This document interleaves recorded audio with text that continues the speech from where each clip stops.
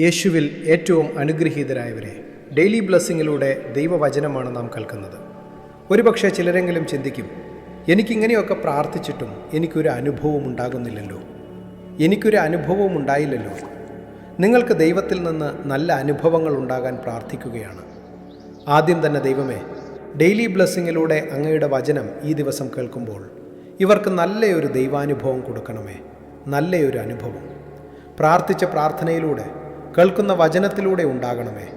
ഞങ്ങളുടെ കുടുംബവുമായി ബന്ധപ്പെട്ട് നിൽക്കുന്ന കാര്യങ്ങളെല്ലാം ഒരു അനുഗ്രഹമാകട്ടെ. തൊഴിൽ മേഖലകൾ ഒരു അനുഗ്രഹമാകട്ടെ. കൃഷിയിടങ്ങൾ, വരുമാന മാർഗങ്ങൾ, കൃഷിയിൽ ആശ്രയിച്ച് നിൽക്കുന്നവർ പ്രത്യേകം അവരെ ഓർത്ത് പ്രാർത്ഥിക്കുവാണ്. കൃഷിയിലൂടെ മെച്ചമുണ്ടാകട്ടെ. നഷ്ടങ്ങളും പരാജയങ്ങളും മാറിപ്പോകട്ടെ. നിങ്ങളുടെ വരുമാന മാർഗങ്ങൾക്ക് പുതിയ പുതിയ മാർഗവും വഴികളും തുറക്കട്ടെ. നിങ്ങളുടെ ജീവിതത്തിൽ ചില വഴിത്തിരിവുകളും പുതിയ തുടക്കങ്ങളും ഉണ്ടാകും.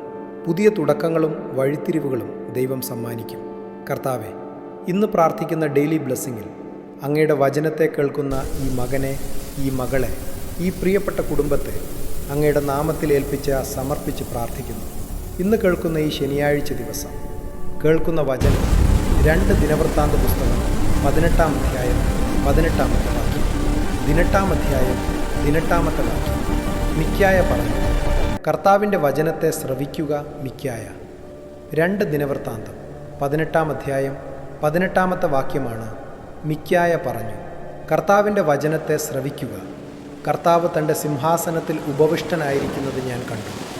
സ്വർഗീയ സൈന്യങ്ങൾ അവിടുത്തെ ഇടത്തും വലത്തും നിന്നിരുന്നു. ഇന്നും ഇത് സംഭവിക്കും. ദൈവത്തിൻ്റെ വചനം ശ്രവിക്കുമ്പോൾ, ഒരാൾ കേൾക്കുമ്പോൾ, ദൈവം തൻ്റെ സിംഹാസനത്തിൽ ഉപവിഷ്ടനാകും.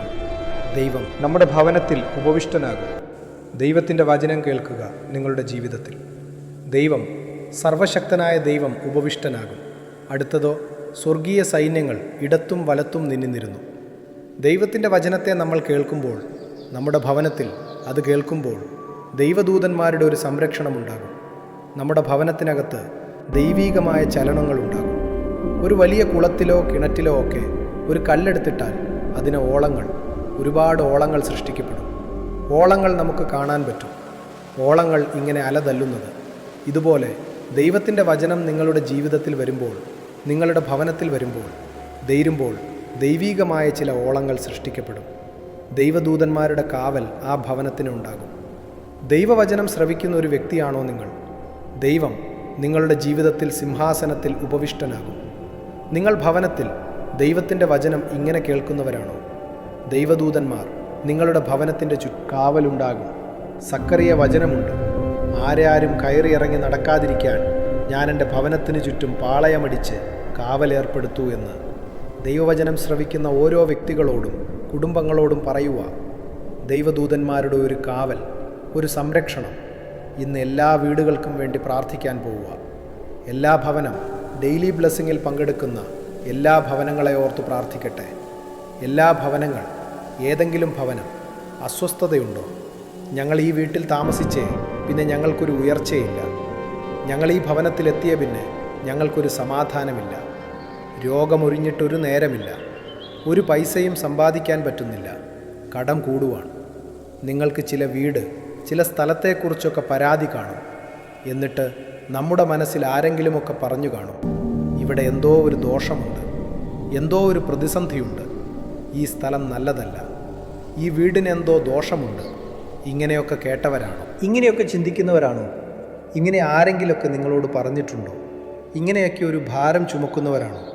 വിൽക്കാൻ നോക്കുമ്പോൾ വിലയില്ല, എന്നാൽ മറ്റൊരിടത്ത് പോയി ഒരു സ്ഥലവും വീടും മേടിക്കണം, നടക്കുന്നുമില്ല. എല്ലാ തരത്തിലും ആകെ ചുറ്റപ്പെട്ട ഒരവസ്ഥ. അങ്ങനെയാണോ നിങ്ങൾ പ്രാർത്ഥിക്കുക? കർത്താവെ, ഈ സ്ഥലത്തിരുന്ന് ഞങ്ങൾ വചനം കേൾക്കുകയാണ്, ദൈവത്തിൻ്റെ ശബ്ദം കേൾക്കുകയാണ്. ഒരു കുളത്തിലോ കിണറ്റിലോ പുഴയിലോ ഒക്കെ ഒരു കല്ലിട്ടാൽ അതിന് ഓളമുണ്ടാകുന്നത് പോലെ അങ്ങയുടെ വചനം ഞങ്ങളുടെ ഭവനത്തിനകത്ത് നിക്ഷേപിക്കുകയാണ്. അത് ഓളങ്ങൾ സൃഷ്ടിക്കുന്നത് പോലെ ആ വീടിൻ്റെ ഓരോ മുറികളിലും ദൈവികമായ ഓളങ്ങൾ ഇന്നുണ്ടാകട്ടെ. എല്ലാ അടുക്കള മുതൽ തിണ്ണ വരെ കയറി വരുന്ന വഴി 4 അതിരുകൾ, വീടിൻ്റെ 4 വശങ്ങൾ മുകളിലും താഴെയും ദൈവികമായ ആ ഒരു സംരക്ഷണ ഭിത്തി ഇന്നുണ്ടാകട്ടെ, ഇന്ന് സംഭവിക്കട്ടെ. ദൈവത്തിൻ്റെ സംരക്ഷണമുണ്ടാകട്ടെ. ഒരു ദോഷവും വരാതെ ആ ഭവനത്തെ കാത്തുകൊള്ളണമേ. ആ ഭവനത്തെ അനുഗ്രഹിക്കണമേ. ഇന്ന് പ്രത്യേകം പ്രാർത്ഥിച്ചത് എല്ലാ ഭവനങ്ങൾക്കും വേണ്ടിയിട്ടാണ്. ആ വീടിരിക്കുന്ന സ്ഥലവും വീടും അനുഗ്രഹിക്കപ്പെടണം. ആ വീടിൻ്റെ ദോഷങ്ങൾ മാറണം. ആ സ്ഥലത്തിൻ്റെ ദോഷങ്ങൾ മാറണം. ആ സ്ഥലവുമായി ബന്ധപ്പെട്ടു നിൽക്കുന്ന സകല പ്രതിസന്ധികളും ദോഷങ്ങളും മാറണം. ദോഷം മാറും വെളിച്ചം വരുമ്പോഴല്ലേ ഇരുട്ട് മാറുന്നേ. അല്ലാതെ ഇരുട്ടിനെ നമ്മൾ ചീത്ത പറഞ്ഞുകൊണ്ടിരുന്നാൽ, ഇരുട്ടിനെ പ്രാഗിക്കൊണ്ടിരുന്നാൽ ഇരുട്ട് പോകില്ല. അതിനു പകരം ഒരു വിളക്ക് കൊളുത്തുക, ഒരു മെഴുകുതിരി കത്തിക്കുക, അല്ലെങ്കിൽ ആ ലൈറ്റ് ഓൺ ചെയ്യുക. നിസ്സാര കാര്യം ചെയ്താൽ ആ ഇരുട്ട് മാറും. ഇതുപോലെ നിങ്ങളുടെ വീട്ടിനകത്തുള്ള ദോഷങ്ങൾ, വീടുമായി ബന്ധപ്പെട്ട് നിൽക്കുന്ന തടസ്സങ്ങൾ, വീട് മേടിച്ചു, വീടിനകത്ത് താമസിക്കാൻ പറ്റുന്നില്ല, അതിനകത്ത് കിടക്കുമ്പോൾ പേടിച്ച് ചെഴുന്നേൽക്കുന്നു, ഞെട്ടി എഴുന്നേൽക്കുന്നു, കുഞ്ഞുങ്ങൾ ഒച്ചത്തിൽ കരയുന്നു എന്നാ അറിയത്തില്ല. ആ വീട്ടിൻ്റെ ദോഷങ്ങൾ മാറും. നിങ്ങളുടെ വീട് മനസ്സിലൊന്ന് കണ്ടേ. നിങ്ങൾക്ക് ഒന്നിലധികം വീടുണ്ടോ? നിങ്ങളുടെ ഒരു വീടാണോ ഉള്ളതല്ലാതെ നിങ്ങളിപ്പോൾ താമസിക്കുന്ന ഒരു വീട്ടിലാണ്, മറ്റൊരു സ്ഥലത്താണ് ഒരു വീടും കൂടെ ഉണ്ട്. ആ വീട്ടിന് എന്തോ പ്രശ്നമുണ്ട്. അത് വിൽക്കാൻ നോക്കിയിട്ട് നടക്കുന്നില്ല. നിങ്ങൾ വിൽക്കാൻ നോക്കുന്ന വീടായിക്കൊള്ളട്ടെ. ആ വീട് മേടിക്കുന്നവർക്കും ആ വീട് അനുഗ്രഹമാകണം. നിങ്ങൾ വിൽക്കാൻ നോക്കുന്നൊരു വീടാകട്ടെ. ആ വീട് നിങ്ങൾ വിറ്റിട്ട് വേറൊരു സ്ഥലത്തേക്ക് പോകാൻ ആഗ്രഹിക്കുക. എന്തിനാ ഇവിടെ ഇരുന്ന് പ്രാർത്ഥിക്കുക? ചിന്തിക്കരുത്. ആ വീട് നിങ്ങൾ പ്രാർത്ഥിക്കുക. ആ വീട് നമ്മൾ വിറ്റ് വേറൊരാളാ മേടിക്കുന്നെങ്കിലും അവർക്കവിടെ സന്തോഷം അനുഭവിക്കാൻ കഴിയട്ടെ. എല്ലാവർക്കും അനുഗ്രഹമാകട്ടെ. പുതിയ വീടുകൾ പണിയുന്നവർ, ഭവനം പണി നടന്നുകൊണ്ടിരിക്കുന്നവർ, പുതിയ വീടിന് വേണ്ടി തറക്കല്ലിട്ട് നിൽക്കുന്നവർ, അല്ലെങ്കിൽ ലോണിന് അപേക്ഷിച്ചവർ, വീടുമായി ബന്ധപ്പെട്ട എല്ലാ കാര്യവും ഓർത്ത് നമ്മുടെ ഭവനങ്ങളിൽ നിന്ന് നിലവിളികൾ ഉയരാൻ പാടില്ല. നമ്മുടെ ഭവനത്തിൽ നിന്ന് സന്തോഷത്തിൻ്റെ ശബ്ദമാണ് ഉയരേണ്ടത്, ആനന്ദത്തിൻ്റെ ശബ്ദമാണ് ഉയരേണ്ടത്. അപ്പുറത്തെ വീട്ടിൽ ഇപ്പുറത്തെ വീട്ടിൽ ആരും നോക്കി പറയാൻ ഇടയാവരുത്. ആ വീട്ടിൽ എന്നും വഴക്ക, ആ വീട്ടിൽ എന്നും പ്രശ്നമാണ്, ആ വീട്ടുകാർ എന്നും കരച്ചില. കഷ്ടമുണ്ട് എന്ന് നമ്മുടെ വീടിനെ നോക്കി ആരും പറയാതിരിക്കട്ടെ. ആ വീട്ടിൽ എന്തോ ഒരു സന്തോഷമാണ്, എന്തോ ഒരു ഐക്യത്തിലാണ് അവരെ പോകുന്നേ. നീ വീട്ടിന് വേണ്ടി പ്രാർത്ഥിക്കുമ്പോൾ വീട്ടിനകത്ത് പരസ്പരം മിണ്ടാത്ത ആളുകളുണ്ടോ? പിണങ്ങിയിരിക്കരുത്, പിണങ്ങിയിരിക്കണ്ട. പിണക്കമൊക്കെ കള, തെറ്റിദ്ധാരണകളൊക്കെ പോട്ടെ. അകന്നിരിക്കുന്നവരൊക്കെ അകന്നിരിക്കും. ഒന്നും വേണ്ട. പരസ്പരം മനസ്സുകൊണ്ട് ഐക്യപ്പെടാം, ക്ഷമിക്കാം, സ്നേഹിക്കാം. വഴക്കൊന്നും ഉണ്ടാക്കണ്ട. പിണങ്ങിയിരിക്കാം, പിണങ്ങിയിരിക്കരുത്. വഴക്ക് കൂടിയിരിക്കേണ്ട. മുഖം കനപ്പിച്ചിരിക്കേണ്ട. മുഖത്തിൻ്റെ ഭാവമൊക്കെ മാറ്റിയിരിക്കേണ്ട. പരമാവധി നമുക്ക് സ്നേഹത്തോടെയാകാം, കൂട്ടുകൂടാം, സ്നേഹത്തോടെ പ്രാർത്ഥിക്കാം. അപ്പോൾ ആ വീട് വെളിച്ചമുള്ളതായി മാറും. നിങ്ങളുടെ വീട്ടിൽ ആരെങ്കിലുമൊക്കെ പ്രാർത്ഥിക്കാത്തവരുണ്ടോ? ദൈവത്തെ വിളിക്കാത്തവരുണ്ടോ? അവർക്ക് വേണ്ടി ആദ്യം പ്രാർത്ഥിക്കണം. നമ്മൾ പ്രാർത്ഥിക്കുന്നവരെ പെട്ടെന്നോർക്കും. ദൈവത്തിൽ നിന്ന് അകന്നു നിൽക്കുന്നവർ, ആരാധനയിൽ അകന്നു നിൽക്കുന്നവർ, വചനത്തിൽ നിന്ന് അകന്നു നിൽക്കുന്നവർ, അവരെ നമ്മൾ അവസാനം പ്രാർത്ഥിച്ചാൽ പോരാ. അവർക്ക് വേണ്ടി നമ്മൾ ഏറ്റവും ആദ്യം പ്രാർത്ഥിക്കണം. ഇന്ന് ഏറ്റവും ആദ്യം അവർക്ക് വേണ്ടി പ്രാർത്ഥിക്കുക. നിങ്ങളുടെ ഭവനത്തിൽ മദ്യപാലികൾ, മയക്കുമരുന്നിന് അടിമപ്പെട്ടവർ, തെറ്റായ വഴിക്ക് ജീവിക്കുന്നവർ, അവരെ ആരെങ്കിലും ഉണ്ടാ? അവരെയൊക്കെ ചേർത്തു നിർത്ത്. ആദ്യം അവർക്ക് വേണ്ടി പ്രാർത്ഥിക്കുക. ആദ്യം അവർക്ക് വേണ്ടിയാ പ്രാർത്ഥിക്കേണ്ടേ. നമ്മുടെ വീട് എല്ലാ അർത്ഥത്തിലും അനുഗ്രഹമാകട്ടെ. നമ്മുടെ വീട് എല്ലാ അർത്ഥത്തിലും സന്തോഷമാകട്ടെ. പ്രാർത്ഥിച്ചേ. പ്രത്യേകിച്ചുണ്ടല്ലോ, ഒത്തിരി മനുഷ്യർ സ്വന്തമായിട്ട് വീടില്ല, വാടക വീട്ടില്ല. അവർക്ക് സ്വന്തമായ ഒരു നല്ല വീടുണ്ടാകട്ടെ. നല്ലൊരു വീടുണ്ടാകാൻ ദൈവത്തിന് അനുഗ്രഹമുണ്ടാകട്ടെ. നല്ല ഭവനം, ആർഭാടമൊന്നും അലയിലും കൊള്ളാവുന്ന താമസയോഗ്യമായ അനുഗ്രഹമുള്ള നല്ലൊരു ഭവനം, ദൈവ പദ്ധതിയുള്ള ഒരു ഭവനമുണ്ടാകട്ടെ.